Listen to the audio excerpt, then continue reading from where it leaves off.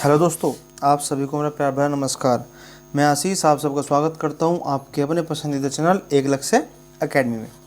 आइए दोस्तों, ये हमारा प्रयास है आप लोगों के संघर्ष लेकर सफलता की ओर, और इस प्रयास में आज हम लेकर आए हैं पॉलिटी भारतीय राज्य व्यवस्था एवं शासन की नेक्स्ट वीडियो आपके घटना चक्र सीरीज़ की, जिसमें कि आज महत्वपूर्ण टॉपिक हम पढ़ेंगे जो कि हमारा है नागरिकता। क्या है दोस्तों? नागरिकता के बारे में कि नागरिकता कौन से अनुच्छेद में है, किस भाग में है, और इसके बारे में हम आज पर्याप्त जानकारी हासिल करेंगे। आइए सो दोस्तों शुरू करते हैं। इससे पहले चैप्टर में, इससे पहले वीडियो में हमने जाना था राज्य एवं संघ राज्य क्षेत्र। संघ राज्य क्षेत्र मतलब आपके केंद्र शासित प्रदेश के बारे में, जिसमें कि हमने पढ़ा था भाग 1 के अनुच्छेद 1 से लेकर 4 तक। भाग 1 के अनुच्छेद 1 से लेकर 4 तक उसी को कंटिन्यू करते हुए आज हम पढ़ रहे हैं इसका second chapter, second point, second भाग, जो कि है नागरिकता।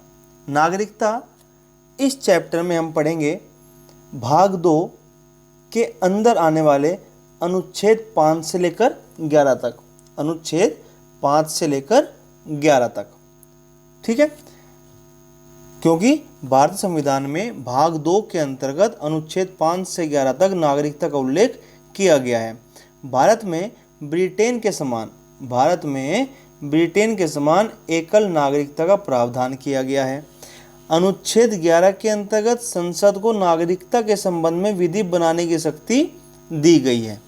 अनुच्छेद 11 में क्या है कि इसके अंतर्गत संसद को नागरिकता के संबंध में विधि, कानून बनाने की शक्ति दी गई है। ठीक है, कौन से अनुच्छेद में? 11 में। ठीक है दोस्तों, अगर अनुच्छेद 5 की बात करते हैं तो अनुच्छेद 5 में आपका क्या है? संविधान लागू होने के समय नागरिकता क्या थी। जो संविधान लागू हुआ था उस समय नागरिकता के बारे में अनुच्छेद 5 में लिखा हुआ है। ठीक है ना। चलिए नेक्स्ट, संसद द्वारा भारतीय नागरिकता अधिनियम 1955 पारित किया गया। संसद के द्वारा भारतीय नागरिकता अधिनियम 1955 पारित किया गया। भारतीय नागरिकता 5 प्रकार से प्राप्त की जा सकती है। कैसे? भारतीय नागरिकता 5 प्रकार से प्राप्त की जा सकती है। पहली, जन्म से, भाई जो यहीं पैदा हो वो तो नागरिक है ही। फिर वंश परंपरा से, मतलब किसी के वंशज अगर जिस जगह के हैं तो उससे वह भारतीय नागरिकता ले सकता है। पंजीकरण से, रजिस्ट्रेशन से, देशीकरण से या भूमि के अर्जन द्वारा। भारतीय नागरिकता का अंत 3 प्रकार से हो सकता है। पहला है कि भारतीय नागरिकता 5 प्रकार से प्राप्त की जा सकती है। कौन कौन से 5 प्रकार हैं? जन्म से या वंश परंपरा से या पंजीकरण से या देशीकरण से या भूमि के अर्जन द्वारा। ठीक है। अब इसी प्रकार 3 तरीके हैं जिससे कि भारतीय नागरिकता खत्म हो सकती है। पहला, किसी अन्य देश की नागरिकता ग्रहण करने पर, मतलब कि भारत का वासी है लेकिन अगर वह अमेरिका चला गया और वहाँ की उसने नागरिकता ले ली तो उसकी भारत की नागरिकता खत्म हो जाएगी। नागरिकता त्यागने पर वह खुद ही नागरिकता छोड़ दे। तीसरा, सरकार द्वारा वंचित करने पर, सरकार किसी कारण से अगर उसकी नागरिकता खत्म कर देती है तो वह भारत का नागरिक नहीं रहेगा। ठीक है। चलिए, ठीक है दोस्तों, ध्यान रखना। चलिए नेक्स्ट, अनुच्छेद 6। 5 का मैंने बताया कि संविधान जब लागू हुआ था उस समय पर जो नागरिकता की स्थिति थी, वह नागरिक है, नहीं है, कहाँ से आया है, कैसे है, वो वाली।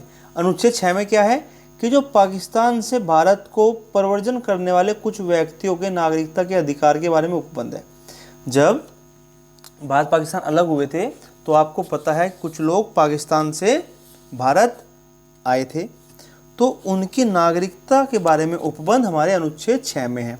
अनुच्छेद 7 में क्या है? पाकिस्तान को प्रव्रजन, क्या है? पाकिस्तान को प्रव्रजन करने वाले कुछ व्यक्तियों की नागरिकता के अधिकार के बारे में उपबंध, जो पाकिस्तान की ओर गए थे। फिर अनुच्छेद 8 में भारत के बाहर रहने वाले भारतीय उद्भव के कुछ व्यक्तियों की नागरिकता के अधिकार के बारे में उपबंध है जो भारत से बाहर रहते हैं। अनुच्छेद 9 में क्या है? अनुच्छेद 9 में है आपका, जब कोई व्यक्ति स्वेच्छा से अपनी मर्जी से किसी विदेशी राज्य का नागरिक हो जाता है, जब कोई व्यक्ति अपनी मर्जी से विदेशी राज्य का नागरिक हो जाता है तो उसकी भारतीय नागरिकता अपने आप समाप्त हो जाती है। किस अनुच्छेद के तहत? अनुच्छेद 9 के तहत। प्रवासी के रूप में रहने वाले विदेशी व्यक्ति के लिए देशीकरण के आधार पर नागरिकता प्राप्त करने के लिए 10 वर्षों तक निवास करना अनिवार्य है। मान लो कोई बाहर का व्यक्ति है और वह भारत में रहता है और 10 साल उसे रहते हुए हो गए, पंजीकरण उसका हो गया, तो वह भारत की नागरिकता ले सकता है। नागरिकता अधिनियम 1955 की जो धारा है, धारा 5(1)(a), ठीक है, के तहत पंजीकरण द्वारा भारतीय नागरिकता प्राप्त करने के लिए भारतीय मूल के व्यक्ति को भारत में 7 वर्ष बिताने होंगे। भारतीय मूल का व्यक्ति मतलब कि जिसके वंशज, आप कह लो कि जिसके दादा या नाना भारत के हों और उनके अगले जो उनका वंश है वह कहीं बाहर रह रहा हो, वहाँ बच्चे हुए हों, अगर वह उनके बच्चे यहाँ पे लेना चाहें तो कम से कम 7 साल तक उन्हें यहाँ पर रहना होगा। संसद नागरिकता के अर्जन हेतु शर्तों को नियत करने के लिए सक्षम है। संसद नागरिकता के अर्जन हेतु शर्तों को बनाने के लिए सक्षम है। वर्ष 2015 के नए संशोधित अधिनियम में व्यवस्था की गई है। क्या? जो 2015 में नया संशोधन अधिनियम आया था उसमें व्यवस्था की गई है कि पाकिस्तान एवं बांग्लादेश के नागरिकों को छोड़कर सभी देशों के नागरिकों को दोहरी नागरिकता दी गई है। पाकिस्तान और बांग्लादेश के नागरिकों को छोड़कर सभी देशों के नागरिकों को दोहरी नागरिकता दी गई है। ठीक है दोस्तों, चलिए, वेरी गुड। ठीक है, यहाँ पे हमने अनुच्छेद 5 मैंने आपको बता दिया क्या कि जो संविधान लागू हुआ था उस समय की नागरिकता का उपबंध इसमें है। 6 में हमने पढ़ा कि कुछ वैसे व्यक्तियों के नागरिकता अधिकार जिन्होंने पाकिस्तान से भारत में प्रव्रजन किया, जो पाकिस्तान से भारत आए थे। 7 में क्या है कि जो पाकिस्तान के प्रव्रजित व्यक्तियों के नागरिकता अधिकार, ठीक है, जो पाकिस्तान की ओर गए थे।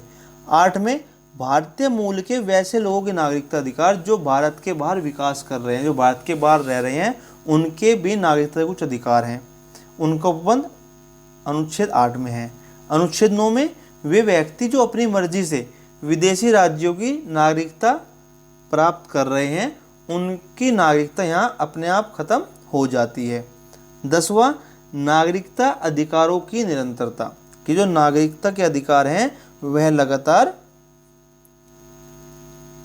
चलते रहते हैं।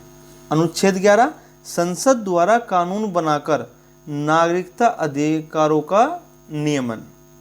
ठीक है, कि संसद क्या है, वह सक्षम है कि वह नागरिकता के लिए अधिकार बना सकती है। ठीक है दोस्तों, तो ये थे आपके अनुच्छेद 5 से लेकर 11 तक नागरिकता के संबंध में। ठीक है, फिर इनकी कुछ धाराएं भी हैं, उनकी कुछ विषय वस्तु भी है। ठीक है ना, तो वे हम डीपली पढ़ेंगे जब हमें उसका अच्छे से अध्ययन करना है। तो ये हमारा एक ओवरऑल था। चलिए ऑन द नेक्स्ट पेज अब हम शुरू करते हैं क्वेश्चन आंसर। भारत के संविधान के किस भाग में नागरिकता से संबंधित प्रावधानों को पाते हैं? तो हमने पढ़ा भी कौन से भाग में, भाग द्वितीय में। कौन से अनुच्छेदों में? अनुच्छेद 5 से लेकर 11 तक हम नागरिकता के बारे में पढ़ते हैं। फिर भारतीय संविधान निम्न में से कौन सी नागरिकता प्रदान करता है? तो यह आपकी एकल नागरिकता प्रदान करता है। कौन सी? एकल, सिंगल सिटीजनशिप। क्या करता है? Single citizenship. ठीक है, अब ऐसे भी देश हैं, अगर हम उदाहरण लें अमेरिका का, तो अमेरिका में दोहरी नागरिकता मिलती है। कैसे? दोहरी नागरिकता मिलती है। दोहरी मतलब कि राज्य की अलग होती है और देश की अलग होती है। ठीक है, अमेरिका में। चलिए नेक्स्ट 3, भारत में नागरिकता की निम्नलिखित विशेषताओं में से कौन सी सही है? भारत में नागरिकता की निम्नलिखित विशेषताओं में से कौन सी सही है? राज्य तथा राष्ट्र की दोहरी नागरिकता? नहीं, ये तो गलत है। राज्य की एकल नागरिकता? कौन सी सही है? राज्य की एकल नागरिकता, फिर संपूर्ण भारत की एकल नागरिकता, भारत और अन्य देश की दोहरी नागरिकता। ठीक है, तो संपूर्ण भारत की एक नागरिकता है। हमारे भारत में संपूर्ण भारत की एकल सिंगल सिटीजनशिप है। ठीक है, चलिए भारतीय नागरिकता नहीं प्राप्त की जा सकती। कैसे? जन्म द्वारा की जा सकती है, देशीगण द्वारा की जा सकती है, किसी भूभाग के सम्मेलन द्वारा की जा सकती है, भारतीय बैंक में धन जमा करके। भारतीय बैंक में धन जमा करके आप लोग भारत की नागरिकता प्राप्त नहीं कर सकते। ठीक है, चलिए नेक्स्ट 5, भारत का एक नागरिक अपनी नागरिकता खो देगा। कैसे? यदि वह भारतीय नागरिकता का परित्याग करता है। बिल्कुल, परित्याग करने से वह खो देगा। स्वेच्छा से अन्य देश की नागरिकता प्राप्त करता है। बिल्कुल सही है। अगर वह दूसरे देश की नागरिकता अपनी मर्जी से लेता है तो ऑटोमेटिक भारत की नागरिकता उसकी खत्म हो जाएगी। किसी अन्य देश के नागरिक से विवाह करता है, खत्म नहीं होगी। सरकार की आलोचना करता है तो भी खत्म नहीं होगी। तो इसका सिर्फ आपका पहला सही है, दूसरा सही है। तो 1 और 2 किसमें है? ऑप्शन सी में है। ठीक है, चलिए क्वेश्चन नंबर 6, नागरिकता संशोधन अधिनियम 2015। नागरिकता संशोधन अधिनियम 2015 के अंतर्गत निम्नलिखित में से कौन भारतीय कार्ड धारक प्रवासी नागरिक के रूप में पंजीकरण होने के लिए अर्ह नहीं है? नागरिकता संशोधन अधिनियम 2015 के अंतर्गत निम्नलिखित में से कौन भारतीय कार्ड धारक प्रवासी नागरिक के रूप में पंजीकृत होने के लिए योग्य नहीं है? एक अवयस्क बच्चा जिसके अभिभावक भारतीय नागरिक हैं, भारतीय नागरिक की विदेशी मूल की पत्नी, वे भारतीय जो विभाजन के उपरांत पाकिस्तान प्रवासी हो गए। एक व्यक्ति का परपोता परपोती दूसरे देश का नागरिक है किंतु जिसके पितामह पितामही मातामह मातामही संविधान लागू होने के समय भारतीय नागरिक थे। ठीक है, तो आइए, वैसे तो इसका जवाब आपका पता लगेगा, वो आपको किसी ऑप्शन है, वह इसके योग्य नहीं है, लेकिन फिर भी चलिए एक्सप्लेनेशन करते हैं। नागरिकता संशोधन अधिनियम 2015 के अंतर्गत भारतीय कार्डधारक प्रवासी नागरिक के रूप में पंजीकृत होने के लिए निम्नलिखित लोग योग्य नहीं है। पहला, एक अवयस्क बच्चा जिसके माता पिता में से दोनों या कोई एक भारतीय नागरिक है। ठीक है, भारतीय नागरिक की विदेशी मूल की पत्नी अथवा भारतीय कार्डधारक विदेशी नागरिक की विदेशी मूल की पत्नी, तथा एक व्यक्ति का परपोता परपोती जो देश का नागरिक है किंतु पितामह पितामही मातामह मातामही संविधान लागू होने के समय अथवा बाद में किसी समय भारतीय नागरिक थे। एक व्यक्ति का एक अवयस्क बच्चा कुछ शर्तों के साथ इसके अलावा पाकिस्तान और बांग्लादेश तथा अन्य देशों जिसे केंद्र सरकार निर्धारित करे के नागरिकों को इससे वंचित रखा गया है। इससे वंचित रखा गया है। ठीक है, तो इसमें आपका पहला ऑप्शन सही है, इसमें आपका दूसरा ऑप्शन सही है, इसमें आपका चौथा ऑप्शन सही है। गलत कौन सा है? ऑप्शन सी, पाकिस्तान और बांग्लादेश, या वो अन्य देश जिसे केंद्र सरकार कहे कि भाई इनके लिए यह योग्य नहीं है, तो वह योग्य नहीं होगा। ठीक है ना। चलिए 7, निम्नलिखित कथनों पर विचार करना है। कथन क्या है सुनिए। नागालैंड, असम, मणिपुर, आंध्र प्रदेश, सिक्किम, मिजोरम, अरुणाचल प्रदेश तथा गोवा की प्रादेशिक मांगों को देखते हुए भारत के संविधान में अनुच्छेद 371A से लेकर 371I अंतर्विष्ट किए गए हैं। दोबारा सुन लीजिए दोस्तों कि भारत संविधान के अनुच्छेद, अगर बात करते हैं नागालैंड, असम, मणिपुर, आंध्र प्रदेश, सिक्किम, मिजोरम, अरुणाचल प्रदेश, गोवा की प्रादेशिक मांगों को देखते हुए भारत के संविधान में अनुच्छेद 371A से लेकर 371I अंतर्विष्ट कर दिए गए हैं। दूसरा, भारत तथा संयुक्त राज्य अमेरिका के संविधानों में 2 राजतंत्र, संघ और राज्य हैं, किंतु नागरिकता इकहरी है। ये तो गलत है ही, आपको पता है कि अमेरिका में तो दोहरी नागरिकता है। कोई व्यक्ति जो देशीकरण द्वारा भारत का नागरिक है कभी भी अपनी नागरिकता से वंचित नहीं किया जा सकता। चलिए इसका पढ़ते हैं। भारतीय संविधान के अनुच्छेद 371A से लेकर 371I में, अब क्रम से बताता हूँ, नोट कर लेना। 371A में नागालैंड, 371B में असम, 371C में मणिपुर, 371D में आंध्र प्रदेश, 371F में मिजोरम, 371H में अरुणाचल प्रदेश और 371I में गोवा। ये राज्य हैं जिनके संबंध में विशेष उपबंध अंतर्विष्ट किए गए हैं। ठीक है, कौन सा? नागालैंड, असम, मणिपुर, आंध्र प्रदेश, सिक्किम, मिजोरम, अरुणाचल प्रदेश और गोवा। ये क्रम से आपको बताएं, इसलिए जो कथन 1 है वह सत्य है। ठीक है, अमेरिका का आपको बताया क्या है कि वहां पर दोहरी नागरिकता है, तो दूसरा गलत हो गया। फिर जो देशीकरण द्वारा भारत की नागरिकता प्राप्त करते हैं उन्हें नागरिकता अधिनियम 1955 की धारा 10 के अनुसार नागरिकता से वंचित किया जा सकता है। तो इसमें आपका सिर्फ पहला बिल्कुल सही है, दूसरा गलत है, तीसरा भी गलत है, तो ऑप्शन डी इसका आंसर आपका सही हो जाएगा। क्वेश्चन नंबर 8, किस देश में दोहरी नागरिकता का सिद्धांत स्वीकार किया गया है?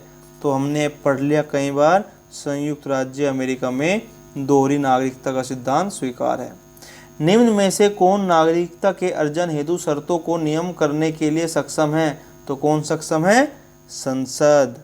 संसद नागरिकता के अर्जन हेतु शर्तों को बनाने में सक्षम है। ठीक है, चलिए क्वेश्चन नंबर 10, नागरिकता अधिनियम 1955 के अंतर्गत भारतीय नागरिकता प्राप्त करने के लिए भारतीय मूल के व्यक्ति को भारत में कितने वर्ष बिताने होंगे? तो 1955 के अंतर्गत जो भारतीय नागरिकता प्राप्त करने के लिए जो भारतीय मूल का व्यक्ति है उसको कितने हैं? 7 वर्ष। कितने हैं? 7 वर्ष। निम्नलिखित में से भारत में नागरिकता निर्धारण का विशिष्ट अधिकार किसे प्राप्त है? बताइए। निम्नलिखित में से भारत में नागरिकता निर्धारण का विशिष्ट अधिकार किसे प्राप्त है? ऑप्शन है आपके न्यायालय, लोकसभा, राज्य सरकार, राष्ट्रपति, केंद्र सरकार। तो हमने पढ़ा था कि इसमें से किसी को भी प्राप्त नहीं है, इसलिए इस क्वेश्चन को मैंने लिया आप लोगों के लिए कि आप लोग याद रखें, इनमें से कोई भी नहीं है जो ऐसा है, वो सिर्फ संसद है, सिर्फ संसद को ही यह विशिष्ट अधिकार प्राप्त है। तो ऑप्शन क्या होगा आपका? संसद। अगर संसद है तो ऑप्शन होगा, अदरवाइज ऑप्शन कोई नहीं होगा। ठीक है दोस्तों। सो दोस्तों ये थी इम्पोर्टेंट ओवरव्यू आपकी नागरिकता से संबंधित। ये चीज़ें आप ध्यान करिए, याद करिए, समझिए, आपका एक भी सवाल नागरिकता से गलत नहीं होगा दोस्तों। ठीक है, तो दोस्तों साथ बने रहने के लिए आपका बहुत बहुत धन्यवाद। उम्मीद करता हूँ आपको यह टॉपिक अच्छा समझ में आया होगा। मिलते हैं अगली वीडियो में अगले टॉपिक के साथ, तब तक के लिए धन्यवाद, नमस्कार, राम राम दोस्तों।